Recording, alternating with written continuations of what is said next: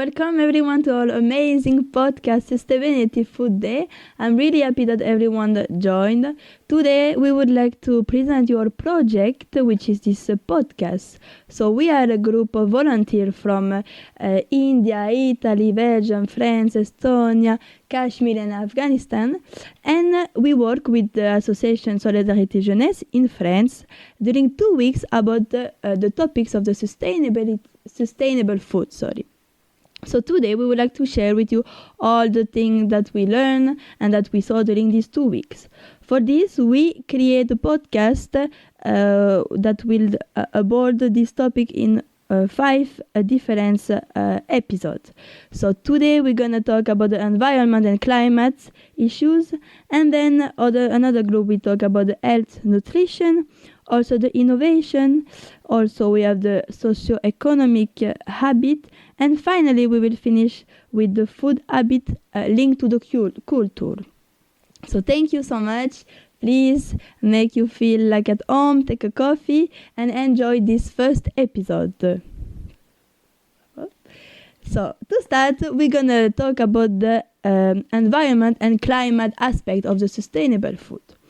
So to start, I would like to explain you a small history that I learned during this project and that really shocked me. So I don't know if you know the Pig's Tea in China that opened in October 2022. First, what is a pig's tea? A pig's tea is basically like a huge building with only pigs. Okay? And then in 2022, this huge building of 26 floors opened with I'm really bad with numbers, I'm sorry, but there is 650,000 pigs inside. So I don't know if you can imagine how much pig there are inside, but I think everyone knows Strasbourg here. In this building there is the double of the population of Strasbourg. So it's a lot. And these pigs, they will only live during 5 or 6 months in a tiny space without even seeing natural light before being killed. And a fact about this pig, is that their average lifespan of a pig is from 10 to 12 years. So they're really living a short life in this space. And also, I found another big number that estimates that every day we kill 3,290 pigs in this building. So it's crazy. So I start to ask to myself, but what is the situation? Is that crazy or is that common? And unfortunately, I found that it was pretty common to find this kind of production in the world. And while I was searching some information, I found an interesting word which is overconsumption.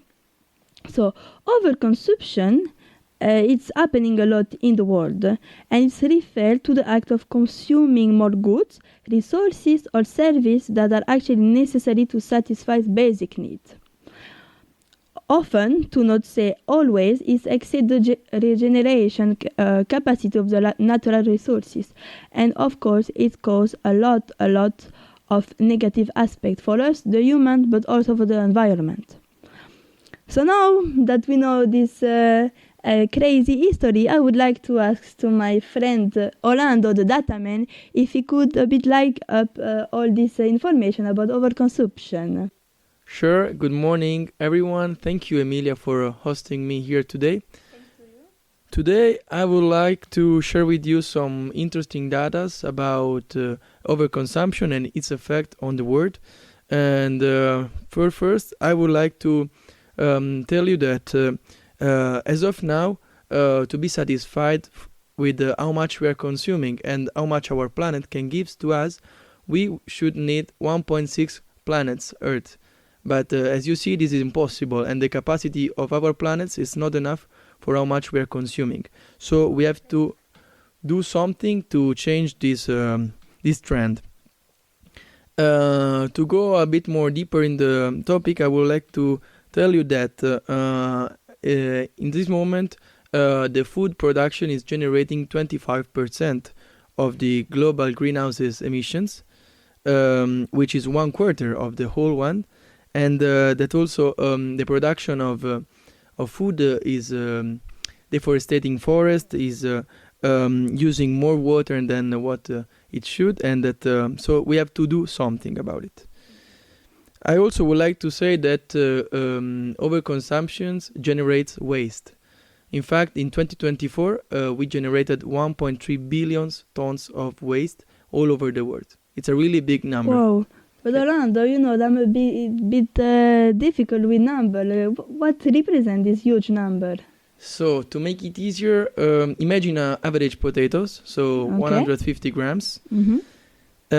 Imagine that you have 1,300 potatoes for the whole year and that you throw them away. Wow. So each one of us, for each human, 8 billion of people wasting 1,300 potatoes. Oh, that's crazy. Yeah, that's crazy, and I want to tell you which are the countries that generates the most waste. But before, we have to make a difference between food loss and food waste.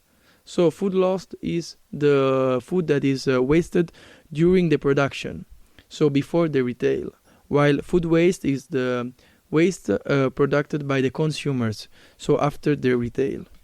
This is really important because if we see the top 3 of wasters in the world, we see China, USA, and India. But as we see, China and USA are high-income countries, so they produce food waste from consumers, while India is a low-income country.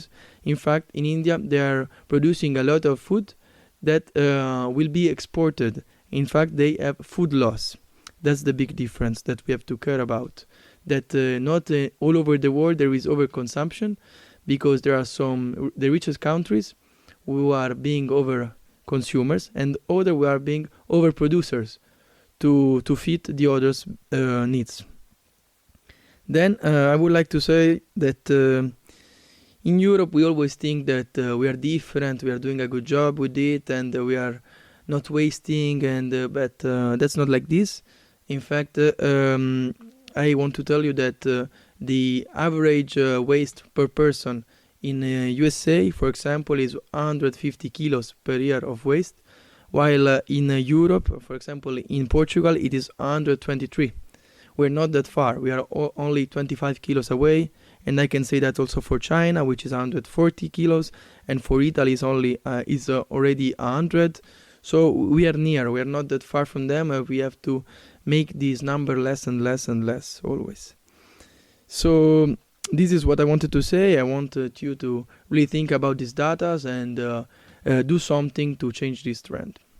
Okay, thank you so much, Orlando, for this crazy number of this explanation. But I would like to come back on a really interesting thing that you said about India, because I didn't know, and I'm really curious to know more.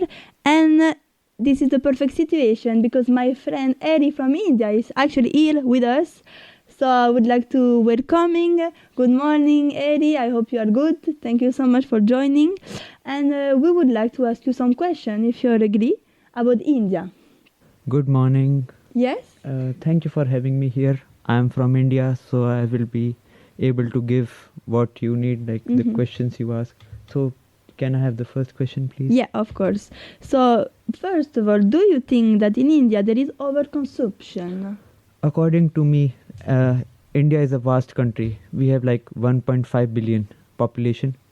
So overconsumption can be defined as like consuming more than needed by a particular body. Like basic calories need of a body is. Can you tell me how much is it? Basic calories. Basic need. Yeah, like protein, carbohydrates. It depends on like country to country. So according to me, India is not over consuming because we have a vast like population. So but we overproduce. Okay. Yeah. So you think there is not an overconsumption but more an overproduction? Yeah. I'll add to the point. We don't have overconsumption because we have very much like the class division. Like the rich are richest in the world and the poor are like there is no equality in income groups. Okay.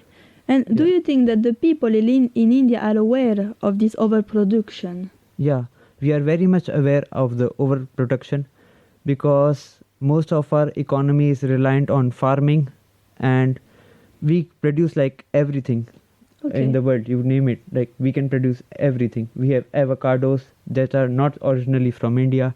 We have dragon fruits that are mainly from like more east side, maybe from Thailand or countries like that, Vietnam. We produce that today. We produce passion fruits. We have cherries. We have very much grains, rice. We are amongst the top rice producers in the world, and we have any much, you name it, we have everything. Like we have over 200 types of different mangoes, varieties. I think crazy. Europe countries don't produce that much. No, never. Yeah. Okay, so really interesting. You say that the population is aware of this overproduction, and that there is some issues linked to that. Yeah, we overproduce because firstly, most of the economies are reliant on farming, and India is divided into 29 states in total. So there is like difference between political views of different parties. Their politics come into play. Suppose I am from a state in the foothills of Himalayas, so my state doesn't produce very much, but my roots are from Punjab. So Punjab is the rice bowl of India. Like it is a small state, but it produces most of the rice. And there are very much flash floods today in Punjab because of government policies. Like they stopped the water, and there were like cloudbursts on hills. So all the water came to Punjab, and all the farms were destroyed and stuff like that. So there is no communication between the state government and the central government. Okay, thank you. So I wanted to ask you a last question. If you see some action linked to the overproduction, but I think it's more negative, at least from the government, right? Yeah. Government like doesn't play good with farmers. I don't know why. Like we even had 3 farm new bills last year, and there was a huge protest. Like government didn't really want farmers to speak for them. I don't know why. We are just like 80-year-old independent country, and I think we should be liberal. Farmers should be liberal. Like no food, no farmers. No farmers, no food. It goes like that. So I think other factors also rely on them. Like if this is the basic need of every human being, food, so it should be very much. Okay. Thank you so much. It was really interesting to have your point of view. Thank you so much for coming. And I don't know about you, how you feel, but I start to feel a bit anxious, a bit stressed about all this huge number, this situation. We went from Europe to India, and we talk about of a negative aspect. But we have a solution. My friend Maria, please, could you give us some news that could bring a bit of peace in everything, please? Yes, thank you very much for having me. It's a pleasure to be here. I am Marja from Estonia, and yes, it's true. Sometimes this kind of facts can make us very worried about the world and feel a lot of pressure, and we forget that there are actually practical things we can change about our life to help to reduce food waste and improve the life on the planet. So today I will provide you with 6 of these kinds of tips. And first of all is to learn to use parts of vegetables that you normally throw away. For example, Emilia, did you know that you can use, for example, the stems and leaves of broccoli and cauliflower? I would never think about it, but tell me more. Yes, and also radish, beet and carrot tops. You can use potato and carrot peels to make some chips. Also, watermelon rind is usually not eaten by many, but actually in India they make curry from it, and you can also make maybe some kimchi. So there are many ways to use these scraps. So next time, before throwing away these kinds of parts of vegetables, try doing some research to see if you can prepare something new and delicious from them instead. And have you ever tried it? Yes, I have It's good? tried. Yes, Okay. I made watermelon. I ate watermelon rind. It tasted like cucumber, actually. Wow, It was very interesting. delicious. Okay. So yes, the more you know. Second tip is to freeze foods, because almost any food can be frozen, from dairy products and meat products to vegetables, fruits, bread, leftover pasta and grains. And when freezing foods, add a note with the date of freezing and make sure for how long this food can stay in the freezer, so it won't spoil. Third tip is to keep count of food that you need to use up. For example, add a note on your fridge and write down the things that are close to their expiry date. Then, when planning what to eat, you can check the notes and prepare something using these ingredients.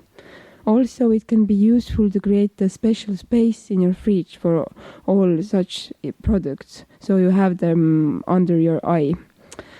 Fourth tip is to plan your meals and use a shopping list. If you find that by the end of the week there is always some leftover stuff, then it may be a good idea to plan your meals in advance and make shopping lists accordingly.